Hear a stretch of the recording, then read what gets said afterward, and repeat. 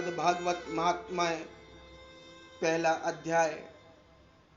परीक्षित और वज्रनाभ का समागम।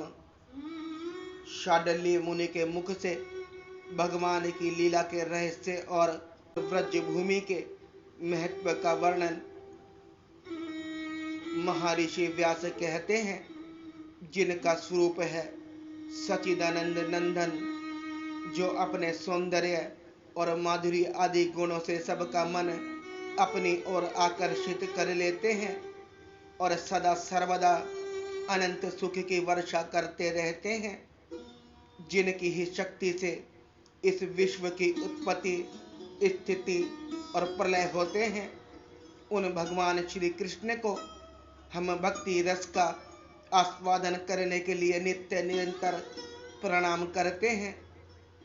नैमिषारण्य क्षेत्र में श्री सूत जी स्वस्थ चित्त से अपने आसन पर बैठे हुए थे।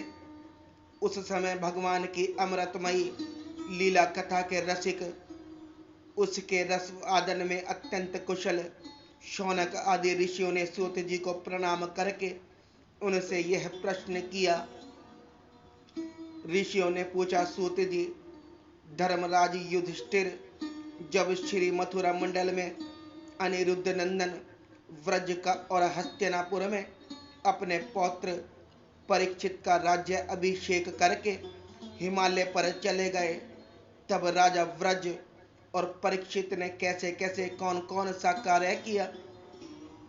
सूत जी ने कहा, भगवान नारायण, नरोत्तम नर, देवी सरस्वती और महर्षि व्यास को नमस्कार करके शुद्ध चित्त होकर भगवत तत्व को प्रकाशित करने वाले इतिहास पुराण रूप जय का उच्चारण करना चाहिए। शौनक आदि ऋषियों, जब धर्मराज युधिष्ठिर आदि पांडवगण स्वर्गरोहण के लिए हिमालय पर चले गए, तब सम्राट परीक्षित एक दिन मथुरा गए। उनकी इस यात्रा का उद्देश्य इतना ही था कि वहां चलकर वज्रनाभ से मिलजुल आए। जब वज्रनाभ को यह समाचार मालूम हुआ कि मेरे पिता तुल्य परीक्षित मुझसे मिलने के लिए आ रहे हैं, तब उनका हृदय प्रेम से भर गया। उन्होंने नगर से आगे बढ़कर उनकी अगवानी की, चरणों में प्रणाम किया और बड़े प्रेम से उन्हें अपने महल में ले आए। वीर परीक्षित भगवान श्री कृष्ण के परम प्रेमी भक्त थे। उनका मन नित्य निरंतर आनंद धन श्री कृष्ण चंद्र में ही रमता रहता था। उन्होंने भगवान श्री कृष्ण के परपौत्र वज्रनाभ का बड़े प्रेम से आलिंगन किया।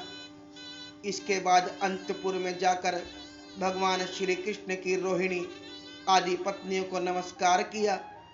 रोहिणी आदि श्री कृष्ण पत्नियों ने भी सम्राट परीक्षित का अत्यंत सम्मान किया।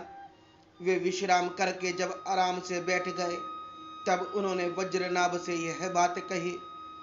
राजा परीक्षित ने कहा, हे तात, तुम्हारे पिता और पितामह ने मेरे पिता पितामह को बड़े बड़े संकटों से बचाया है। मेरी रक्षा भी उन्होंने ही की है। प्रिय वज्रनाभ, यदि मैं उनके उपकारों का बदला चुकाना चाहूं तो किसी प्रकार नहीं चुका सकता।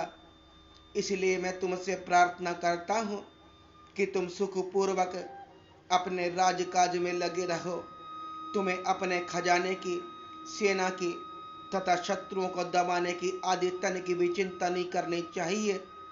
तुम्हारे लिए कोई कर्तव्य है तो केवल एक ही, वह यह है कि तुम्हें अपनी इन माताओं की खूब प्रेम से भली भांति सेवा करते रहना चाहिए। यदि कभी तुम्हारे ऊपर कोई आपत्ति विपत्ति आए अथवा किसी कारणवश तुम्हारे हृदय में अधिक क्लेश का अनुभव हो, तो मुझसे बताकर निश्चिंत हो जाना। मैं तुम्हारी सारी चिंताएं दूर कर दूंगा। सम्राट परीक्षित की यह बात सुनकर वज्रनाभ को बड़ी प्रसन्नता हुई। उन्होंने राजा परीक्षित से कहा। वज्रनाभ ने कहा, महाराज, आप मुझसे जो कुछ पूछ रहे हैं वह सर्वथा आपके अनुरूप है। आपके पिता ने भी मुझे धनुर्वेद की शिक्षा देकर महान उपकार किया है, इसलिए मुझे किसी बात की तनिक भी चिंता नहीं है, क्योंकि उनकी कृपा से मैं क्षत्रिय चोटित शूरवीरता से भली भांति संपन्न हूँ। मुझे केवल एक बात की बहुत बड़ी चिंता है, आप उसके संबंध में कुछ विचार कीजिए। यद्यपि मैं मथुरा मंडल के राज्य पर अभिषिक्त हूँ, तथापि मैं यहाँ निर्जन वन में ही रहता हूँ। इस बात का मुझे कुछ भी पता नहीं है कि यहाँ की प्रजा कहाँ चली गई, क्योंकि राज्य का सुख तो तभी है जब प्रजा रहे। जब वज्रनाभ ने परीक्षित से यह बात कही, तब उन्होंने वज्रनाभ का संदेश मिटाने के लिए महर्षि शांडिल्य को बुलवाया। यही महर्षि शांडिल्य पहले नंद आदि गोपों के पुरोहित थे। परीक्षित का संदेश पाते ही महर्षि शांडिल्य अपनी कुटी छोड़कर वहां आ पहुंचे। वज्रनाभ ने विधि पूर्वक उनका स्वागत सत्कार किया और वे ऊंचे आसन पर विराजमान हुए। राजा परीक्षित ने वज्रनाभ की बात उन्हें कह सुनाई।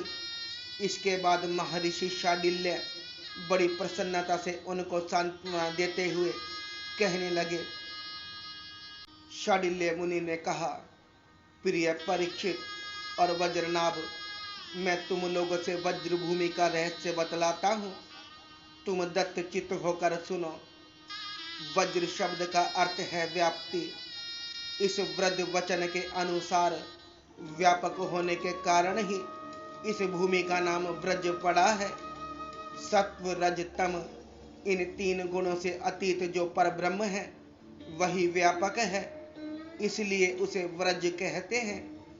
यह सदानंदन स्वरूप परम ज्योतिर्मय और अविनाशी है। जीव मुक्त पुरुष उसी में स्थित रहते हैं। इस परब्रह्म स्वरूप व्रज धाम में नंद नंदन भगवान श्री कृष्ण का निवास है। उनका एक एक अंग सचिदानंद स्वरूप है। वे आत्माराम और आप्तकाम हैं। प्रेम रस में डूबे हुए रसिक जन ही उनका अनुभव करते हैं। भगवान श्री कृष्ण की आत्मा है राधिका। उनसे रमण करने के कारण ही रहस्य रस के मर्मज्ञ ज्ञानी पुरुष उन्हें आत्माराम कहते हैं। काम शब्द का अर्थ है कामना, अभिलाषा। व्रज में भगवान श्री कृष्ण के वांछित पदार्थ हैं। गौएं, ग्वाल बाल, गोपियां और उनके साथ लीला विहार आदि वे सब के सब यहाँ नित्य प्राप्त हैं। इससे श्री कृष्ण को आप्त काम कहा गया है। भगवान श्री कृष्ण की यह रहस्य लीला प्रकृति से परे है।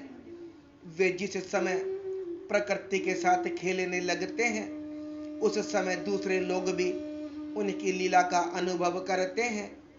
प्रकृति के साथ होने वाली लीला में ही रजगुण, सत्वगुण और तमगुण के द्वारा सृष्टि, स्थिति और प्रलय की प्रतीति होती है। इस प्रकार यह निश्चित होता है कि भगवान की लीला दो प्रकार की है, एक वास्तविक और दूसरी व्यवहार की। वास्तविक लीला स्वयं वेद है। उसे स्वयं भगवान और उनके रसिक भक्त जन ही जानते हैं। जीवों के सामने जो लीला होती है वह व्यवहारिक लीला है।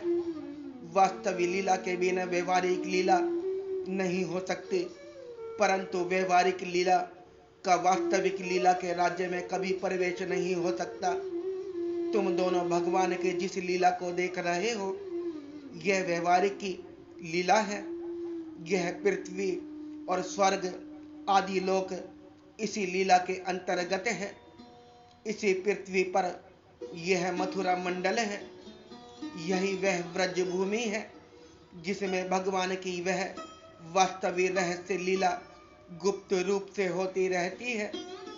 वह कभी कभी प्रेम पूर्ण हृदय वाले रसिक भक्तों को सब और दिखने लगती है। कभी 28वें दिन द्वापर के अंत में जब भगवान की रहस्य लीला के अधिकारी भक्तजन यहाँ एकत्र होते हैं, जैसा कि इस समय भी कुछ काल पहले हुए थे, उस समय भगवान अपने अंतरंग प्रेमियों के साथ अवतार लेते हैं। उनके अवतार का यह प्रयोजन है कि रहस्य लीला के अधिकारी भक्तजन भी अंतरंग परिकरों के साथ सम्मिलित होकर लीला रस का आस्वादन कर सके। इस प्रकार जब भगवान अवतार ग्रहण करते हैं, उस समय भगवान के अभिमत प्रेमी देवता और ऋषि आदि भी सब और अवतार लेते हैं। अभी अभी जो अवतार हुआ था, उसमें भगवान अपने सभी प्रेमियों की अभिलाषाएं पूर्ण करके अब अंतर्ध्यान हो चुके हैं। इससे यह निश्चय हुआ कि यहाँ पहले 3 प्रकार के भक्तजन उपस्थित थे। इसमें संदेह नहीं। इन तीनों में प्रथम तो उनके श्रेणी है, जो भगवान के नित्य अतरंग पार्षद हैं, जिनका भगवान से कभी वियोग होता ही नहीं। दूसरे वे हैं जो एकमात्र भगवान को पाने की इच्छा रखते हैं, उनकी अंतरंग लीला में अपना प्रवेश चाहते हैं। तीसरी श्रेणी में देवता आदि हैं। इनमें से जो देवता आदि के अंश से अवतीर्ण हुए थे, उन्हें भगवान ने व्रज भूमि से हटाकर पहले ही द्वारका पहुंचा दिया था। फिर भगवान ने ब्राह्मण के शाप से उत्पन्न मूसल को निमित्त बनाकर यदुकुल में अवतीर्ण देवताओं को स्वर्ग में भेज दिया और पुनः अपने अपने अधिकार पर स्थापित कर दिया, तथा जिन्हें एकमात्र भगवान को पाने की ही इच्छा थी, उन्हें प्रेमानंद स्वरूप बनाकर श्री कृष्ण ने सदा के लिए अपने नित्य अतरंग पार्षदों में सम्मिलित कर लिया। जो नित्य पार्षद हैं, वे यद्यपि यहाँ गुप्त रूप से होने वाली नित्य लीला में सदा ही रहते हैं, परंतु जो उनके दर्शन के अधिकारी नहीं हैं, ऐसे पुरुषों के लिए वे भी अदृश्य हो गए हैं। जो लोग व्यवहारिक लीला में स्थित हैं, वे नित्य लीला का दर्शन पाने के अधिकारी नहीं हैं। इसलिए यहाँ आने वालों को सब और निर्जन वन सूना ही सूना दिखाई देता है, क्योंकि वे वास्तविक लीला में स्थित भक्तजनों को देख नहीं पाते। इसलिए वज्रनाभ, तुम्हें तनिक भी चिंता नहीं करनी चाहिए। तुम मेरी आज्ञा से यहाँ बहुत से गांव बसाओ, इससे निश्चय ही तुम्हारे मनोरथ की सिद्धि होगी। भगवान श्री कृष्ण ने जहाँ जैसी लीला की है, उसके अनुसार उस स्थान का नाम रखकर तुम अनेकों गांव बसाओ और इस प्रकार दिव्य व्रज भूमि का भली भांति सेवन करते रहो। गोवर्धन, दीर्घपुर, दीघ, मथुरा, महावन, गोकुल, नंदीग्राम, नंदगाम और वृत्तानु, बरसाना आदि में तुम्हें अपने लिए छावनी बनानी चाहिए।